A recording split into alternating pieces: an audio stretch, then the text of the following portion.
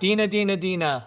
Ooh, look at those guns. I'm not flexing yet, but Oh, you know what? Here's the thing for this episode. I want to intro this by asking you, what did you do the 5 minutes before we are meeting to record this episode? oh, Bob.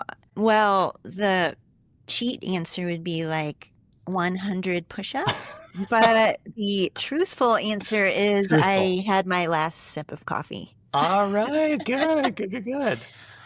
I did Shoot. not. Only because I was getting pumped up, pun intended, for this episode. So I actually Oh, did nice. 3 by 12 sets of dumbbell bicep curls, and I did 50 push-ups in 5 minutes before our episode. That's And why did I do that? Because today, listeners, we are talking about, I really think this is one of my favorite topics because it combines two of my favorite topics to talk about. So today we're talking about sarcopenia. What? Dina, can you tell our listeners what sarcopenia sarcopenia. is? Like, what does that mean and what is it? Because I know. everybody that's listening, I don't care how old or young or masters or non-masters you are, you need to listen to this. Like, this is probably the episode you need to focus in on and not be driving and just like focus on what we're saying here. The only other penia word that's pretty common is osteopenia, Mm-hmm. which is a bone issue. And this sarcopenia, Bob, is related to muscle, skeletal muscle. And so we typically think simply like it's the loss or decline, gradual decline of muscle mass and muscle function, and typically associated with the aging person. Some of us think aging is 90 years old, and in reality, this starts much earlier in life. Yeah, it's spot on, right? I was there, all right? So 30 years ago, here's my story. 30 years ago when I was in college, I was part of how I put myself through college and pay for college was as a personal trainer, right? So I became a certified personal trainer working with people. So in your 20s, you're like, oh, and we heard of sarcopenia back then, but it was like, Yeah. it just exactly what you said. You're like, no, I'm not 90 years old. Like, I don't need to worry about this, right? And here we are on our fifth level of life, D, and we're kind of, I don't want to use the word worried, but we're focused on it because it is such an issue nowadays that we don't think about when we're 20s, 30s, and probably maybe not even in our early 40s yet, right? Until you actually see that muscle loss. And I don't know if you've seen it on your body, Dina, but I've seen it on my body, and I can tell in certain places. I'm like, oh boy. So the whole concept here is, yes, we're talking about sarcopenia, and listeners, we're going to give you not only the down low on what it is, how to really how it happens, how it progresses, but we're going to give you some actionable items towards the end on how you can slow the progression and really what you need to do here to be healthier, right? Just in more, better longevity and a better health span. So what I found was interesting, D, when I was doing just a little bit of updated research, and I did not know this, is that sarcopenia is now recognized as a disease state. So when I say that from a government standpoint, it has an ICD-10 code, which means it is a diagnosable disease. So someone could go to their medical practitioner and have symptoms and be basically screened for sarcopenia. And it is a clinical disease, which it kind of scares me, to be honest with you. It scares me because our population has gotten to that point where we're recognizing something that I think is it's not preventable, right? Because it is an age-related loss of muscle mass, so it's going to happen at a certain extent. But it's kind of scary to me because it's happening in so many people that I know and so many of my clients, right? How about you, Dee? What have you seen? Yeah, I mean, anecdotally, now that we are in I like how you phrase that too, Bob, like in our fifth level. Yeah, right? I picked that up from someone. I can't remember who, but I'm like, oh no, I love like that. It's true. And it's stuff that we didn't appreciate as much in our 20s. Yes. Just like, oh yeah, my grandmother or whatever. Yeah. And then as we age, just like, oh, mortality and these things, not to get doom and gloom. But yeah, you tend to notice in oneself changes, certainly those around, especially summertime, right, Bob, when we might be in our tank tops and our shorts and things like, oh wow, just physically changes in musculature. And then I can just say, even personally, my mother is still alive, and just her walking gait, her posture, her, aside from looking at muscles or where there used to Hmm. be muscles, is just noticing that decline in her own as it relates to her ability to move independently, get up off the chair, and some of those Hmm. kinds of things. So it is more noticeable, I think, as you age, unless you're in the fitness world working one on one with people where you probably see that more Yeah, frequently. it's an interesting topic because I kind of feel like based on what we were just saying is like the symptoms, if you will, and this is how I think of it, the symptoms Hmm. are very visual, right? From Yeah, a like if we're gonna kind of not diagnose ourselves, but for like you just mentioned the summer being in shorts, tank tops. I kind of refer to that as also, you're racing, you're competing, you see your race photos, and the first thing you're totally. looking at is yourself, and you're like, oh my gosh, do I really look Yeah, like that? totally. Right? And you're Hmm. seeing some lines where you shouldn't see lines and some skin, with gravity, you know what I'm saying, Yeah, right? But I feel yeah. like that's our first sign. And that was actually my first sign was like, oh my gosh, something is actually happening. And I've noticed it Hmm. surprisingly in my legs more so. And Yeah, there are some challenges behind the scenes there, which it totally explains it. But then here's the thing I want to note. I want to note is, where listeners are hearing me and they're saying, oh, well, maybe I should look for loss of muscle mass. And you can see it sometimes, but sometimes you can't because there can be a lot of fat tissue that kind of plays the mind games, kind of that visual appearance. But what you said, I really want to hit on, D, because a lot of times I don't think we recognize this, and I'm super hyper aware of this, but what if you're walking up and down stairs and you're using a railing? What if you're walking and all of a sudden like you're stepping off a curb and you go slower? Or it's these little things that are progressively building in our lives that we don't know about. Like when's the last time yeah. you walked up or down stairs and you used a railing, right? Just think about that, right? Don't answer your question, but just think about it. Me? Like I consciously try, like when I walk up and down stairs, I Yeah, consciously tell myself, don't hold the railing. And I'll go slower because, and again, this is the geek in yeah, me, but I'm trying to work on my balance, my strength, going slower, not going up or down too fast unless you're trying to work out, right? But those are yeah, the things we're not really paying attention to, like you said with your mom, like, oh, her gait yeah, has changed. And yeah, she's holding the railing more. Maybe she's moving yeah, slower around objects. And that's a big thing, like around the house. I've listened to a lot of researchers talk about this, where if you have loved ones around the house, and as they're moving around the house, if you see them or you placing your hand or their hand on a table a little bit more, or holding a oh wall, or yeah, just those little things like holding a dining room chair, that is a sign that their neuromuscular system is actually degrading a little bit. And we'll talk yeah, about that a little bit later. But and those are, I mean, those are issues, right, D? Because you were talking about death, but the big thing with sarcopenia is losing the ability to move. So we're looking at loss of mobility, which could increase falls, increase fractures, right?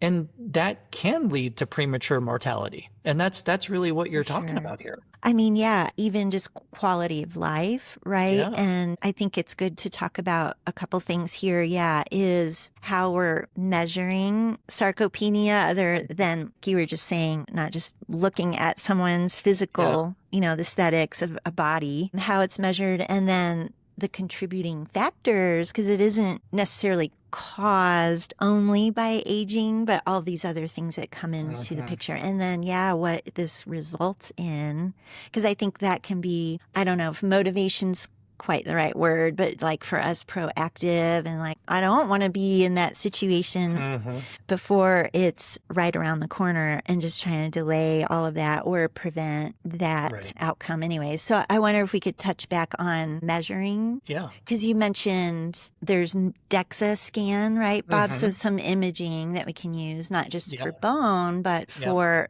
muscle. I think that is not very cost effective or accessible for people, maybe It in kind of depends clinical on where they live settings. though, to be honest with you. Like Yeah, down, and I that's I know true. you're up in the hills, but down here, like around the Denver area, I've noticed that, because I've priced out Dexas and they're around 75 to $100 Not too per test. bad. It's not Yeah. too bad. Like it's No. been coming down because previously they were in the threes, fours, 500s, right, years Hmm. ago. Yeah. So it does depend on where you live. And if you're in a major metropolitan area, you should have access to something like Yeah. that. But yeah, that's not something you're going to go in your doctor and say, hey, I want a DEXA. right? Because it's preventative. I Unless, think, of course, you are diagnosed with yeah. sarcopenia. And some of this, depending on who's listening right now, like if you're in your 20s and 30s, this is stuff to be on your radar. You could Yeah. think about your aging relatives, parents or otherwise. If you're in your 40s and 50s, stuff that you can do now, 60s, I Yep. would argue even 70s. And then thinking of people in our lives that are already older, they may not be athletic, but just Yeah. like this scale that we're talking to. But I was thinking of the grip, the Oh, yeah. dynamometer, the Yep. grip strength test, Yep. which I did first when I was in my 40s. And it wasn't too shabby, but it was enough to where it was not perfect. Like, Mm. oh, you're not off the Yep. charts awesome here in your grip Right. strength, but how that's a correlate or a proxy for Yeah. some of these things like sarcopenia and then like risk of falls and all this stuff, early mortality or earlier than we want mortality. So I was just thinking of that dynamometer deal, Yeah. that little gizmo. I don't know why I'm doing I this don't know, visual but if here. you're watching I'm on YouTube, pretending, Dina's clenching she's doing grip strength exercises right now if you're but watching this. a lot of gyms have those if you're Oh, not, yeah. Yeah, even yeah, you yeah. don't own one. That is super Well, enlightening. And it's like a it 30-second is. thing to Yeah, yeah, test yeah. out your It's own grip well, strength. in here for our YouTube listeners, I will go back to this testing here in a second. Yeah. But can you see this? Oh, yeah. This is a little rubber circle. It is a grip strength is a grip strengthener, right? Strengthener. I Yeah. have this on my desk. I have it. I Yeah. have one in my car, and it's just a little rubber thing, right? And you just Hmm. literally you just squeeze, squeeze, squeeze, squeeze, squeeze, right? So you Yeah. don't need. Remember back in the days, you used to have those big clanky things, and they Oh, squeaked every time. You're yeah. like I squeak, think, squeak, squeak. yeah. Anyway, my one of my points is too, and we'll get to this, but it's super easy to train your grip strength. But also, let me just go back to that because grip strength is directly correlated with mortality, like Yeah. length of living, like health span, right? Yeah. Direct correlation. And that's one of those things. And quick story, not to go off on this, but when I did Spartan racing years and years and years ago, like a decade ago, so Spartan racing is obstacle course racing, right? So you run around, do some obstacles, run around, do some obstacles. The biggest limiter for me was grip strength.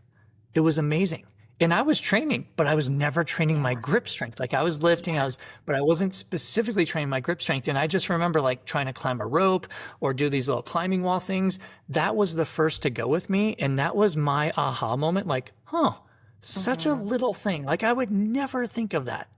And you're like, Yeah. oh no, I'm just going to run faster. I'm just going to Yeah. lift more weights. You're like, no, maybe just a little circle thing where you can just squeeze, squeeze, squeeze, squeeze, squeeze, right? Yeah, Yeah. I've noticed it too. Just adding on to that, just recently, since my knee surgeries and everything, Yeah. Bob, I'm thinking, oh, I'm all focused on my lower body and all this Yeah. stuff. And so, like, my deadlift kind of Yeah. changed and took a break, all that stuff. And so, recently, trying to do barbell deadlifts again Yeah. at lows I previously did. It's the grip strength that's the limiter right now. Interesting, isn't it? Uh Yeah. huh. Uh huh. Well, and let's think about this It too. So is. now I've got this in my hand. If you're watching on YouTube, I'm constantly doing my grip strength because there are actually there are grip wraps that you can do. I actually use these Yeah. in college when we were lifting stupid heavy weights, right? But you put them Yeah. around your wrist and you wrap it Hmm. around the bar so you can lift heavier. Well, great. But as we get into next levels of life, you don't want that because you're trying to train your grip I strength. know. I definitely am having issues. Like, I don't want to use that strap Yeah. yet. I want to Yeah. work on grip strength. Anyways, Listen, one of the best um, things you can do, Dee, and all of our listeners yeah. is farmer carries. That trains your Yes, grip strength like crazy. And you don't even have to you're walk. right. Just pick something heavy up Yeah. that requires you to hold it and just hold it for a couple minutes, Hmm. right? And put it Yeah. down. Yeah. Yeah. Good point. Okay. Anyway, we Well, we we digress, right? should we mention a couple other things as far as what outcomes of sarcopenia or the things that contribute to it I besides, think oh, the I'm getting contributors, yeah. older? I think the contributors Yeah. because I hear that all the time from people who are like, "Oh, I'm just getting older." Or here's another Yeah. thing. Sorry, I'm going to get on the soapbox here. But Okay. do you know like when you get into further levels of life, like where we're at, I'm hearing, and it's probably just because we're here, I'm just hearing this, or maybe I'm more sensitive to it. You know, like if you drive a Subaru, you're going to see all these Subarus kind of a thing, Mm, right? So I'm very sensitive to this, where I'm hearing a lot of people, our level and a little bit higher levels mention that they they don't want housing, or they don't want to live in a house, apartment, or whatever with stairs, Mm, because they're yeah. not, they're getting to that point in their life where stairs are more difficult. And maybe it's just the way I'm wired, but I'm like, that's actually what you want, because you want to continue to train your lifestyle activities, not exercise training, but lifestyle activities. So, with all of that said, I think it's important to stop using the, oh, I'm just getting older, right? This is going to happen. But there are other reasons why this happens, right? It's in, and I'll start with one that kind of ties into this whole thing, is our muscles become less responsive to protein, and they become less responsive to strength training, which means, as we've always said, you need to eat more protein, especially when you level up in life. And strength training wise, I feel like as we get older, there's a inverse correlation with that, or a direct correlation. Would that be inverse? Well, anyway, as we get older, our strength training goes down, right? Because why? And we've talked about this before on previous podcasts. It's the same thing with fast twitch muscle fibers, because the training is harder. And Yeah. when it gets harder and we get older, it's really uncomfortable. And I get it. Like, there's not a day I go by where when I lift, I'm like, oh, wow. But I know that I'm doing it for a purpose, and that purpose is longevity. Right. So that Hmm. I wanted to bring that up, because it's not just about age. It is literally your muscle being a little more resistant to protein and strength training. To building to the Yeah. anabolic To the signaling and anabolics. Yeah, things. exactly. Yeah. Well, and you just mentioned muscle fibers too. So that Mm, is a change that's happening. Again, there's like the controllables and the uncontrollables. right. So, yeah, the association, like, well, we see a decrease in the number and size of the type 2 muscle fibers. Yeah. However, then we can add on to the sentence, this speaks to the importance of resistance training and some Yeah. plyos power training. Of course, we all have to figure out where we're starting. You can't just, if you're sedentary, jump into this stuff. Yeah. But again, for our listener base, a lot of our listeners are very active, but thinking of those in our lives or partners that may not be as active, that we're worried we better start doing some stuff now. I was also thinking, Bob, of hormone Oh, yeah. changes, Yeah. like the decline in growth hormone, the Mhm. testosterone, the androgens for Oh, yeah. the gals, our estrogen, progesterone levels. And then there's things like thyroid hormone that plays a Mhm. role here. Oh, yeah. So there's some other things that happen, yet these are things we can work with from either, the input of how we move our bodies and exercise and train, and then our nutrition inputs. Of course, there's some lifestyle things too that we can do, which we'll touch on for some action items. What else do you think of as far as contributors to Well, sarcopenia? I want to go back to hormones really quick, because Okay. let me put the guy hat on really quick, right? Because I hear this from a lot of my male colleagues and friends and clients, where, hey, I'm getting older, my testosterone is going down, right? Like, okay, well, let's try to fix that without maybe looking at TRT, testosterone replacement therapy, right now, because that seems to be kind of jumping the gun, and that's really popular right now in the male side of things right now. It's amazing. But we know, yes, will testosterone decrease, as a male as you get older? Yeah, possibly.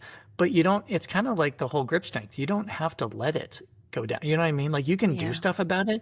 But yes, I do just want to highlight, like, low testosterone will decrease protein synthesis, right? So we need a certain level of testosterone to help with that. You mentioned growth hormone. I just want to throw in really quick the whole sleep thing, which we'll talk about. It'll be one of our things, but sleep is also one thing that I'm feeling that people in their 40s, 50s, 60s, it's being compromised. And as we get older, I kind of feel like our sleep is compromised more. For some reason, God didn't bless us with good sleep genes as we get older. I don't know why, right? So sleep, is where we really produce the growth hormone, where we start to recover. Yeah. So obviously that can be part of what you're doing. Last thing I just want to mention is cortisol. Everybody's stressed, right? We know everybody's stressed. It's busy life we live. Yes. That will actually, too high of cortisol chronically will decrease protein or increase protein breakdown. So we also need to watch that. But before we move on to the next topic, Dina, I just wanted to pause at hormones, because they are so important, and you can actually do a lot about changing your hormone profile through exercise and nutrition and stress reduction management techniques. and a few other things that are not like medication based. Like you don't have to just be like, oh, I'm getting older, therefore this happens. Like you can Hmm. fight it, so to speak. Okay. Yeah. So that said, another one that I have on my list is just they call it inflammaging these days, so Hmm. inflammation, but inflammaging, which is basically just chronically low inflammation response. Like you just chronically have this inflammation. It's not like super, super high, but it's not low. So it just kind of hangs out. And that's not great, right? Because that can actually accelerate the catabolism of muscle. And it can actually decrease insulin sensitivity, which is a whole nother topic, of course. But we're also looking at, insulin resistance, insulin sensitivity when it comes to this stuff. So I think just chronically low levels of inflammation, I see that all the time on blood tests, like almost all the time. For sure. I mean, even looking at your genetic propensity or Yes. predisposition, right, Yep. for inflammation at this low grade level, knowing earlier, sooner than later, I should say, like what, because there are a whole host of genes associated with inflammation, Oh oxidative yeah. stress, things that we Yeah.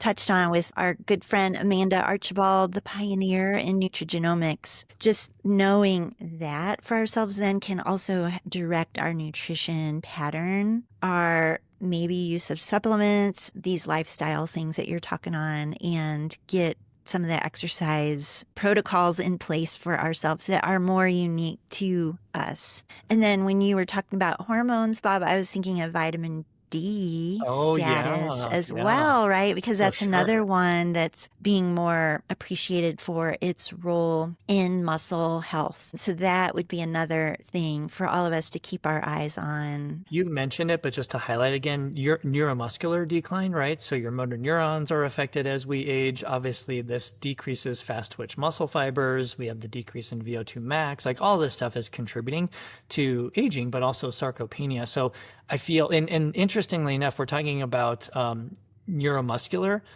training. That the neuromuscular training adaptation of strength training in the first 4 to 6 weeks is actually what gives you the strength gains. It's not your muscles getting bigger necessarily. So if Yeah. you just start a strength training program, it doesn't have to be crazy hard and crazy long. You'll see a lot of neuromuscular adaptations the first 4 to 6 weeks, which is huge. And this is Hmm. actually why we like to change programs about every 4 to 6, maybe 8 weeks, is to always challenge the neuromuscular system. Don't just do 100 push-ups a day and that's it, right? I mean, that's great, but you also need other things to train your neuromuscular system and kind of keep them fresh, if you will. I wonder about summarizing the action items here or some things since we've kind of woven them into the discussion Yeah. Yeah. is like Kind of nutritionally and this is yeah. what you need to do now. Like, hopefully you've understood Hmm. how important this is. You've kind of followed along with our story. And now it's like this is your to-do list, right? Your Hmm. sarcopenia to-do list. There we go. Let's start with nutrition first, right? Okay. Because that's kind of what most of what we do. This one's an easy one. I guess I bet everyone can guess what we're going to say first. Eat Start. more protein. Yeah. Shocking. Eat more protein. Figure out where your protein intake patterns are Yeah. just to know. Then you've got baseline data. And then, work with someone to figure out what maybe your more optimal range is. I would add to that too, Bob, is like the quality of the protein, Yep. especially if we are reaching later 50s, 60s, 70s, is looking at, are we getting a good mix of the more optimal amino acids. And so all that just relates to quality Yeah. of protein. What are we choosing for our protein Is sources? there one that you're trying to pick out, D? I feel like you are. I feel like you want to Well, mention yeah, I know high leucine might be the top, leucine. but I Yes. think methionine, maybe the other branched chain amino acids. I Yeah. mean, yeah, if we had to pick just one, probably Yeah. higher leucine. I also think of just, are we eating enough calories? That's Yeah. something that can change as we age. As Hmm. athletes, too, just being mindful if we have identified, wow, I'm at higher risk for inflammation, or through my testing, I do have this low grade inflammation occurring. Maybe I'm dealing with some other disease state, or like you mentioned, the stress state is high, sleep's Hmm. kind of crappy. What can I do to ensure that I'm at least meeting my energy needs? And then kind of pick pick on the nuances there with the Yep. protein and the quality of what we're eating. But certainly in the athletic scope, just thinking of energy availability as maybe being a consideration here as the aging, active, athletic person. I think another one is omega-3 fats, right? So we can eat Yep. them for sure. We can supplement with them for sure. We can test them for sure. And I feel like that's where a lot of people miss the boat. You can get a very basic omega-3 testing, omega check, omega quant. Hmm. It doesn't matter what they call it, but you can see where your omegas are in your body, or how many you have in your body, and the percentage specifically, because there is an ideal percentage. But that's one thing that I see when we do that testing in active individuals, that's always low with people, right? So, Yeah. the first thing you want to bump up your food sources of omega-3, and then think about a supplement. Like if you're super low and you don't eat a lot of fish, or you don't eat a lot of omega-3s that are bioavailable, maybe think about supplements and maybe high dose. Like I know I'm on a high dose omega-3, but that's for a lot of cardiovascular functioning challenges also, right? So Yeah. that I think is just an easy one. Like low hanging fruit, I Hmm. think everybody should be focusing on omega-3s no matter what. Yeah, I was thinking of the inflammation thing, Bob, and just thinking Hmm. of the anti-inflammatory foods or Yes. foods that have the antioxidants within them or the other Yep. polyphenols, other Mhm. compounds that can help us. So, like, if we just had to translate that simply, like, where's your produce, your Yep. fruits, veg, your colorful foods, trying to optimize some of that, kind of going with the omega-3 theme as well. Another one, vitamin D. You mentioned it, but we're summarizing it. Yeah. Yeah. Everyone, go get your vitamin D measured. Like literally, don't just jump to a supplement. It's very hard to get vitamin D through food, or at least the amount of vitamin D most of us need through food. So just go have a simple blood test, vitamin D, see what your levels are. Yeah. You may need to supplement. I would guess that probably almost everyone needs to supplement. I found very few in all the testing that I've done that actually don't need to supplement. So that's again, low hanging fruit. Go get it measured. It's super economical to have that test done. Most likely you're going to have to be taking a supplement. For reference, I unfortunately have to take a vitamin D supplement year round in Colorado during the Yeah. summertime, D. Like it's Hmm. crazy. It's absolutely crazy. But again, you mentioned genetics before too, which I wholly recommend getting that test done. And I've got some spelling errors on those genes that affect my vitamin D metabolism. So I am usually chronically low in vitamin D, and obviously I supplement every single day with kind of a higher dose than you would normally expect. I think there's another Yes. one that is one of your favorites that are you gonna say this one next Is it the regarding nutrition? supplement or Yeah, supplement, yeah. was it the creatine? Is Yeah, that what you're thinking? yes, yes. Creatine, creatine, Yes. creatine.